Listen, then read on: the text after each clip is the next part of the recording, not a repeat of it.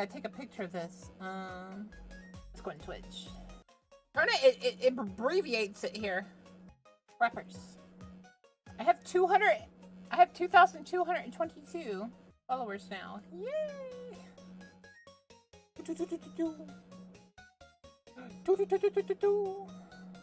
Blah. Posture check. Trying to push this in more because I sat on the edge of it too much. There we go. That should be close enough. What the heck? My pants? Oh, my pants have ripped. Oh, they've ripped all the way now. Okay, cool. These are old pants. I have some very old jeans, and I guess I didn't notice it, but I was further ripping these jeans. Yeah, I was. Okay, cool. That's funny. Well, they're very old jeans. And I didn't realize I was wearing the ones that had the slight hole in them. I kept like moving around and stuff and hearing rips. And I was like, oh my gosh, is this my jean bag? And nope, it was the pants. What do you mean? Isn't it cute? I ain't cute. I'm dangerous. Grr. Why wear jeans if I'm gonna sit inside all day? I'll have you know my friend invited me to go out to eat before we go to the beach. How rude. But also, I wear what I want to wear. Sometimes I wear jeans. Sometimes I wear just a shirt. The jeans have always been comfy to me. That's the bell. Pulling for you. Pulls for thee. You know what, just because of that, I'm going to put on a shirt. Like, they feel like you're watching me. You're asking when I got a bell? That was my monster. If you flick a monster can before you open it, it makes like a bell sound. How clear it is defines how good the monster will be, and it was very clear today. Blah. Alright, we're gonna react to some funny stuff today. Let's do that first then. Warhammer. Ah! Rick. Right, there we go. The next part of Bricky. The bugs! Here it is. Now, you want to talk something a lot more fun, a little more simple than all this crazy Eldar shenanigans? Let's talk the Tyranids. They're bugs. Do they look like Zerg? Hell yeah, they look like Zerg. You want to know why they look like Zerg? Because they were actually supposed to be what Zerg were. Apparently StarCraft was supposed to be a 40k game in the beginning, hence why they look so much like Eldar, Zerg, and the Imperium of Man. Like, kind of Space Marine-y. Those Marines, huh? They look a little bit Space Marine-y to me. Maybe. I don't know. You really fucked up on that one, Games Workshop, didn't ya? Tyranids are a giant infestation of unfathomable proportions. These are giant, extremely bio-advanced hive mind organisms that are basically all about absorbing as much biomass as they possibly can to evolve and mutate to be extremely potent and powerful. And so I'm not wrong in thinking that they eat people, right? To like pick some of their DNA. Kill and eat anything in their path. They are probably the least evil. Oh, that's cool. That guy ate a lobster. He ate lobsters! He has lobster claws. I wonder if he tastes like a lobster. Evil faction in all of 40k because all they want to do is eat shit. I don't like lobster. I like crab. Hope he tastes like crab. They want to nom nom the entire galaxy. They hangry and we food. Also, this Tyranid hive mind has a presence in the warp. In fact, Tyranids in their own right have a massive presence in the warp. They have a thing called the shadow in the warp specifically, where when they are coming in to invade a planet, they have this weird ability to kind of cut off the warp on all the psychers on that planet. And how do you get help across the stars? Well, you need the warp because you need that for interstellar travel. So with people unable to call for help from the Tyranids, these are just easy pickings. And an entire giant Tyranid hive fleet comes out of orbit and just will massacre, absorbing all that biomass and turning them and all of their other Tyranids into even more advanced monsters. They come in so many varieties too, all based on what is important. Tiny little ripper swarms for scouting and having little dudes eat people up, to the Hormigons, Termagants, and Gene Stealers, all the way to the Hive Guard and the Exocrines and the Swarm Lord, to Hive Tyrants and their giant battle fleets, and even something as crazy as the Hierophant Biotype. That is giant, angry, and terrifying. You'd make him a nice pet. The Tyranids come in all forms and sizes depending on what they require. They are extremely good at anti-biological weaponry. There is no way you can plague them or blight them. They have extremely strong armor, carapaces and such. Tyranids are nigh perfect organisms and are pretty spooky when it comes down to how they handle all of their genetic material. Keep feeding them, they'll keep evolving. They keep on creating new horrifying organisms to spread across the galaxy. And you want to know what the most terrifying part of the Tyranids is? We might be surrounded. There have been around 6 or 7 Tyranid hive fleets. Behemoth, Kronos, all these different kinds of hive fleets. And they've all arrived in the galaxy from different points. Different sections of the Milky Way galaxy have had different Tyranids come through. And that is horrifying. Because as far as we know, we could just be surrounded on all sides by Tyranids. The only reason you may not hear a whole lot about Tyranids is because it's a little bit hard to have a bunch of story off of one hive mind genocidal monsters. All these giant bugs swarming in, killing and eating everybody and evolving. Oh, I mean, as cool as there are some cool characters, the Swarm Lord, Old One Eye, you can't really have a whole bunch of major character-based stories around them. As awesome as they are, they're simple. They want to eat you. They want to eat you and absorb your biomass. They are simple bugs. If you want something a little more complex, talk Gene Stealer cults. I can have all the pot I want, I get around faster than walking, and wherever I need a seat, I can just sit on my balls. Gene Stealer cults are a special brand of Tyranid that can slowly infect themselves into different kinds of society. And by infecting them, they can rise up to where they all pray and believe in these regular humans, pray and believe into their Tyranid hive mind gods. And these brood lords and I think they're called patriarchs all can turn an entire world all based into Gene Stealers. And these are called Gene Stealer cults. An entire hive world of the Imperium can be turned into nothing but servants to the Tyranid masters just by infecting them and screwing with their genetic code a little bit. They also have this cool like Mad Max look, which is really neat. They are definitely one of the bigger threats to the Imperium besides Chaos. I keep saying biggest threat to the Imperium.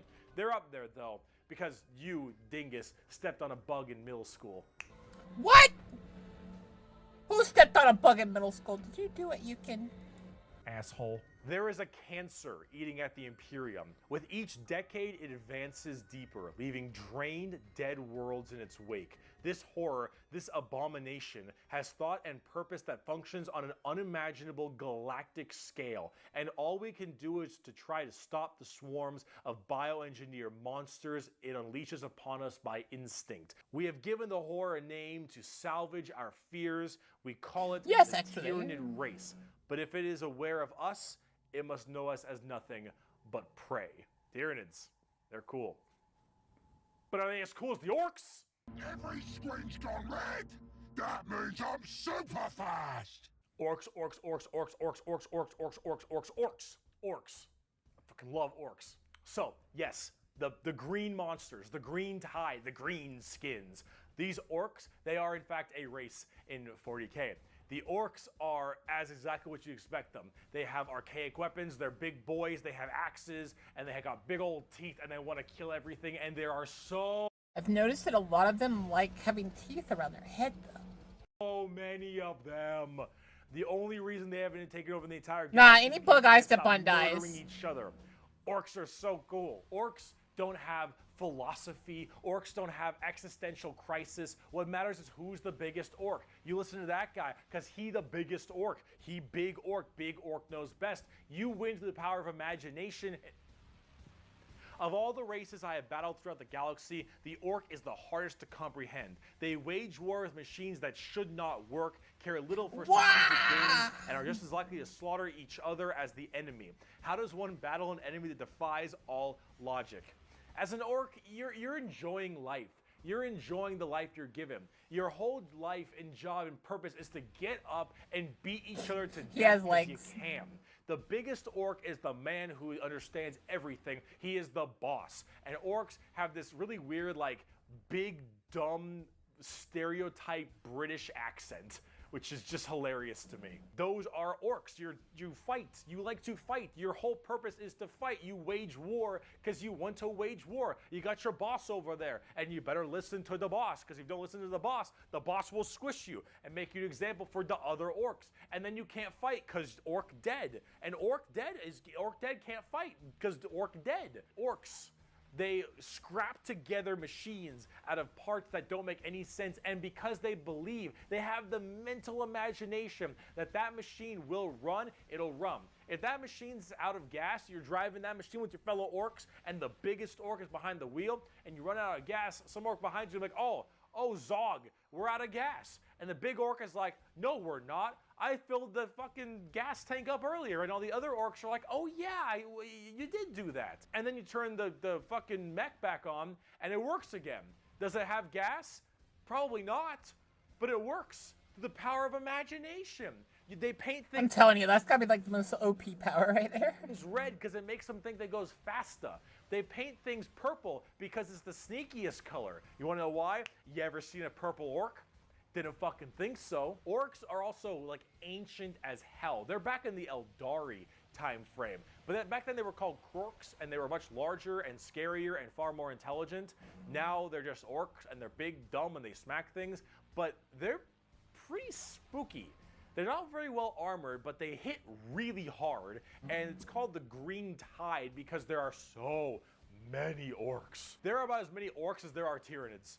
Maybe more. Who knows? But they keep on, murdering each other, so it's not too bad of an issue. Orcs are entirely comic relief. Their stuff is slapped together. That makes no sense. Their vehicles don't work the way they're supposed to, but they work because they think it works, because they imagine that it works. Orcs care only about who is the biggest orc, and they will follow the biggest orc. And then if they want to be the biggest orc, they'll challenge the biggest orc. And then If you imagine Maid Boka, not an orc. when they go and they issue a wa is just war in orc, they murder everybody and everything in this giant tide What the heck? Why do you have electric powers on your back? of green orcs. You crazy who are just person. excited to be hitting something. They don't care that they're hitting Eldar or the Imperium or Tau or anyone in between. They're just so they get to beat shit up. That's orcs. And on the tabletop, they are a total coin flip, and they're really fun. I have never met a salty orc player. I have never met someone who plays orcs and is ever just a bad guy or that guy. Orc players have this kind of fun to them because when you play them, you are completely submitting yourself to RNG. So here's the thing. Guardsmen, Imperial Guardsmen, when they shoot, they roll a dice, and on a 4 up, they'll hit their target. They have a 50% chance. Space Marines, pretty good. They hit on a 3 or higher because they're well trained. Adeptus Custodians, they hit on 2s because they're just super well trained. Orcs, they hit on a 5 or higher. But if they roll a 6, they get to make another shot with anything, from the dinkiest pistol to the biggest rocket launcher. It doesn't matter. Half of their stuff will blow up on a whim. One of their medics, if you roll a 1 to heal someone, you fuck up your surgery and you just kill an orc. They're so wacky and silly. But the thing is if you roll well, you roll high, and you keep rolling high, you are going to crush people. And if you don't, you lose.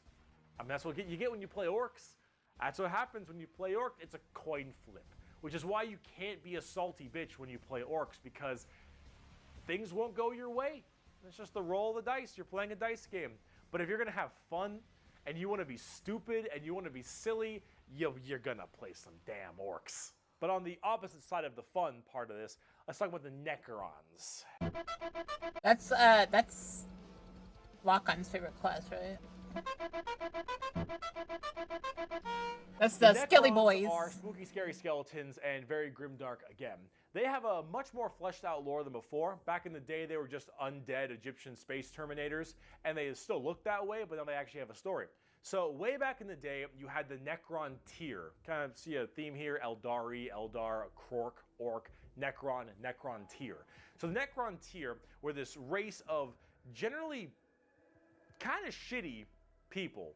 Not because they were personally shitty, because their lives were awful. They were ill-fated to a horrible existence of like radiation and a terrible planet they lived on, and everything just really sucked. Being a Necron tier was just really depressing. They really were looking for immortality. They were extremely reliant on the hope that they would eventually find the key to living forever and to stave off this horrible nature that they were thrust upon them, and therefore they could become the most dominant race in the galaxy. And they found this group. They're called the Old Ones. Imagine them kind of like the Forerunners in Halo or the Xel'Naga in StarCraft, right? These Old Ones were these strong, pretty much omnipotent beings, and they, of course, knew the key to immortality. So the Necrons went to them and said, please, show us your ways. And the Old Ones said, piss off. Not really, they were a lot more humble about it, but they did not want to share their secret of immortality with the Necrons. The Necrons, of course, took this very well and waged war with them, kind of under this united banner. The Necron different dynasties didn't really like each other, but under this one man, the Silent King, he thought the best way to unite his race was to do this giant war with the Old Ones out of spite for them keeping the secret of immortality to them. This was known as the War in Heaven, and this is actually like a Yep, that sounds about right. Skeletons fighting gods. War in heaven. Sounds about right. multi-stage war. Because during this war in heaven, they discovered the Star Gods, a whole new race of people known as the Catan, or the Catan. The Catan. These Star Gods were also very much like Old Ones, almost omnipotent beings, and they too had the key to immortality. And so the Necrons went to them and said, hey, can you help us fight off the Old Ones? Can you help us kill these Old Ones, you, the Catan? And the Catan said yes.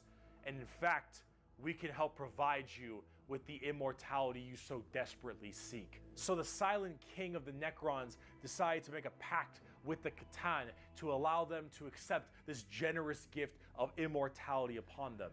But this, of course... And the Necron King forgot the most valuable rule in the world. If it's too good to be true, probably isn't. Had been a horrendous trap, and the Necrons were dragged in chains to this biotransference where their flesh was stripped from them, replaced with nothing but a metal hollow shell, as their souls were ripped from their body and fed to the Catan. And the Catan fattened up. They got chonk on the souls of the Necrons. As this was their plan all along, they consumed the flesh and souls of the Necron tier and turned them all into unwilling robotic slaves just to serve their will. And then, with their new-founded Necron army, they pointed their guns at the Old Ones, and the Catan continued their domination of the stars and their genocide, complete and full genocide of these Old Ones. The Old Ones did their best to stave it off. They even created other races, the Eldari and the Orks, to try to fight off the horrifying Necron army and the Catan above them. But there was absolutely no possible chance for them. And the Old Ones were absolutely extinguished across the galaxy. Their entire race completely removed. Full-on 100% genocide. However, during all this, the Catan, so just infatuated with their victory, started fighting each other for fun, for sport, and for small differences, doesn't matter. The Catan, with these overpowered people, they're gonna eventually hit each other at some point. And as they began just menially fighting each other, the Eldari and the Orks actually started pushing on the Catan's borders a little bit, giving them a little bit of a run for their money. And as this continued, this is when the Silent King, who retained his consciousness, decided to leap into action and start a full-scale revolt against their Catan masters. And this revolt was bloody, as the entire Necron army was surged off to destroy these star gods. They were able to, just after suffering horrendous losses, were able to turn the tide of the war. and they took these Catan and they blasted them. Because as these star gods are unkillable, they were able to break them into thousands of shards and entrap them in giant stasis vaults to now actually be slaves to the Necrons. And with the Necrons having the entirety of their old gods enslaved to them, they realized that soon their race was about to be attacked by the overcoming new races, the Eldari and the Orks. And so what they did is they retreated into giant stasis tombs in order to preserve their energy and their strength. They buried themselves. For when one day they would be reawakened and they would be able to rule the galaxy that was rightfully theirs. And then some dingus Adeptus Mechanicus guy diddled with a green console, and now the Necrons are back and they see all these primitive races on their lawns and they think, get the fuck off of it. The Necrons are back, super advanced, and they are here to reclaim the galaxy that they so rightfully believe is theirs. Now, at tabletop, they're a lot like that. Tons of undead Egyptian skeleton robots that when they die, they just get right back up because they keep on reanimating. Hard to kill, tons of crazy stuff. You can use the Catan themselves as units to fight with. It's pretty cool. The Necrons are one of the three major events in 40k. The Horus Heresy, the Fall of the Eldar, and the Awakening of the Necrons are all pretty substantial events. And the Necrons themselves are pretty dang cool as well. Here's a good quote from a wonderful Dawn of War game. Lucky creatures, as long last you have found the tranquility of death.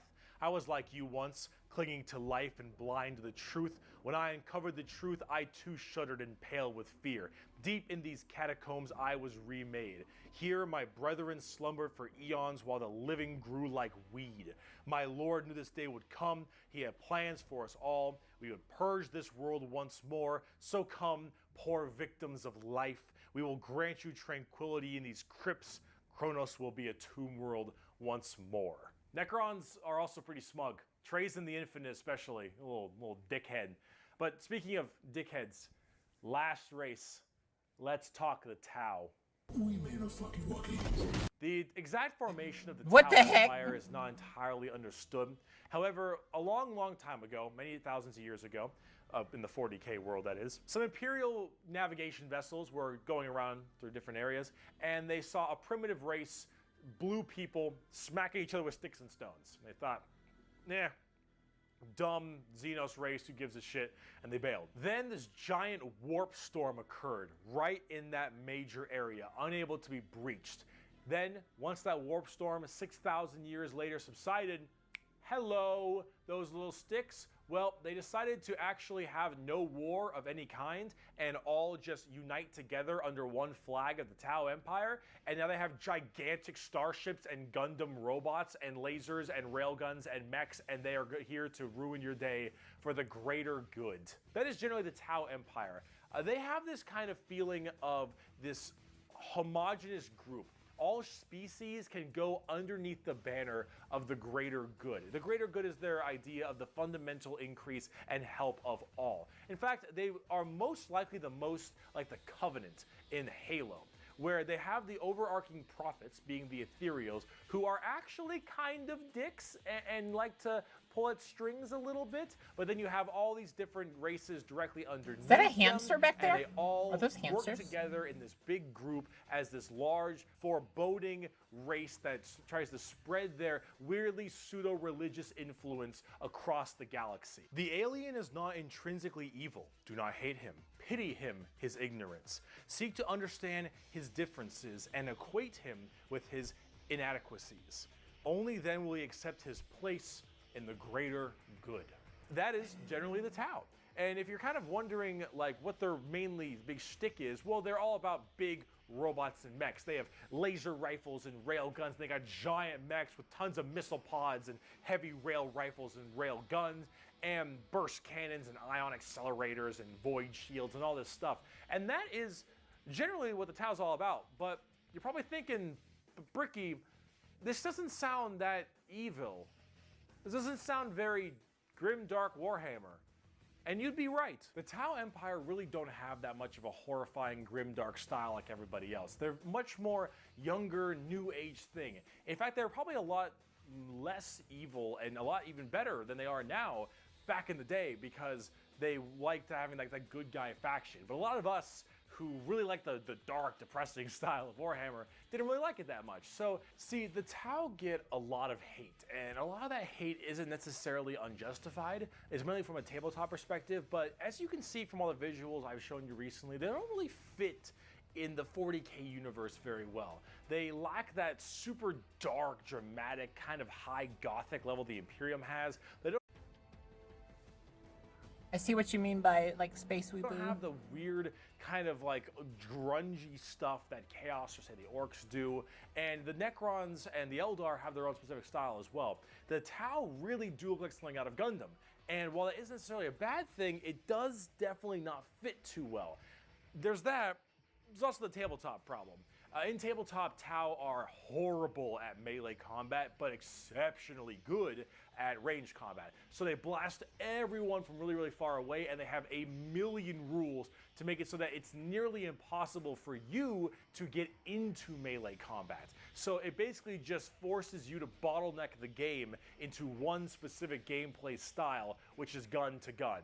And if you're doing gun to gun, they're going to win every time, because they're the Tau, and the Tau are really damn good at shooting. So it's one of those things that make the Tau generally rather hated, and a lot of different reasons for that, both from style and such. But this is actually one of the things I wanted to end this video with, is that the Tau, while they have their issues, you should not be discouraged from playing them. I'll make plenty of Tau weeaboo jokes, of course I will, but it's all generally in good Why did you give yourself legs? Anyone who legitimately doesn't want you to play a faction is an idiot, and you shouldn't be giving them the time of day. You pick what you think is cool and what you like. In Warhammer, especially now, factions get better and they get worse. They grow and then they fall. You should only be playing what you think is cool. You like the look, you like the models. If you're talking tabletop, that is what you should be going for. I Every want time it's what dragons. you think is badass, because things change all the time. Where are my But dragons? the universe of Warhammer has so much going for it. Every faction really like, has something interesting. Every character has a story, and I like that. I like that every character has a story, and I also love that like all the races are just so fundamentally different from each other. Even the Chaos and the Imperium, which are basically the same thing, are fundamentally different from every point of angle. The only thing they have the same is they got humans. there's a million stories to be told. The universe is vast and exciting, and while it is dark, depressing, and horrible, that is the damn charm. And out of everything I've told you in these two videos, if anything you could take away is the reason why so many of us are so into this series and why we like it so much. Because with so much variety, such an expansive universe, and so much that can be done, you can find yourself having a pretty great time. Thank you so much for watching this video. I hope That was it's a been good informative video. to you. If you'd like I to see liked it. more of me, Bricky, we have twitch.tv/Bricky. So what the boka do now? Give me a sec. How can you submit a video? It's on the React channel in the Discord.